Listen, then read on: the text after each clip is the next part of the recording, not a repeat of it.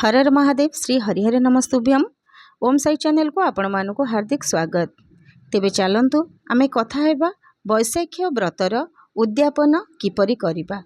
प्रथम कथा हेउची से वैशाख व्रत हेउ किंबा कार्तिक माघ श्रावण हेउ बा जे कोनोसी व्रत उपवास हेउ, जदि आमे संकल्प नेई करूचंती तेबे सेही व्रतर उद्यापन करिबा निहाती आवश्यक होइथाए। व्रत उद्यापन नहेले आम व्रत समाप्त हुए नाही। सेथिपाई व्रत आरंभरू व्रतर संकल्प नेबा जेतिकी आवश्यक, व्रत समाप्त हेले व्रतर उद्यापन हेबा मध्य सेतिकी आवश्यक होइथाए। तेबे उद्यापन करिबा किपरि चलंतु जानिबा। प्रथम काम हेला, आपण जदि मंदिर रे संकल्प नेइथिबे कौनसी पूजा उपवास पाई, तेबे व्रतर समापन दिन मंदिर रे होम करी जहाँ भी प्रसाद करिबा कथा, जेपरि केही केही अन्न प्रसाद करि थांती तो केही केही फल हेउ मिठा हेउ ए सबुर प्रसाद करी समस्तंकु बांटी देई थांती।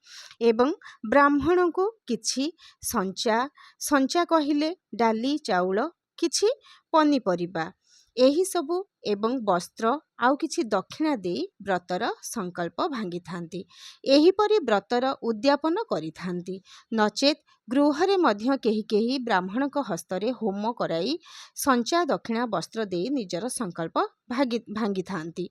जदि एही सबु भितरु आमे किछि भी करि नथाए, तेबे आमे केवल घरे किछि पारणा अन्न प्रस्तुत करी सेही अन्न को निज देवादेवी पाखरे प्रसाद लगैबा एवं कौनसी भी जरूरतमंद को प्रथमे अन्न खाइबा को देबा, तापरे गोमाता को मध्य देबा एवं ब्राह्मण को मध्य किछि संचा एवं दक्षिणा आम सामर्थ्य अनुसार दे संतुष्ट करी भगवान का पाखरे क्षमा प्रार्थना करी आमर व्रत उद्यापन करि पारिबा।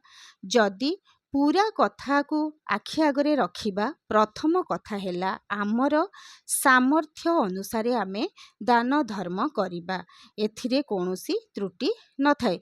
किंतु सबुठारु बड़ कथा हेला व्रत उपवास करंतु बा दान धर्म करंतु ताहा आपण खुशीर सहित भावर सहित एवं मनरे कौनसी संकोच न रखी जेतिके आपणकर बल आपणकर खोला मनरे खोला हस्तरे दान धर्म करिबा द्वारा आपणक उपरे स्वयं भगवान स्वयं तृप्त होई थांती एवं आपणकर व्रत उपास सबु किछि फलप्रद होई थाए। विदाय नौचु रहुचु। हर हर महादेव श्री हरिहर नमस्तुभ्यम।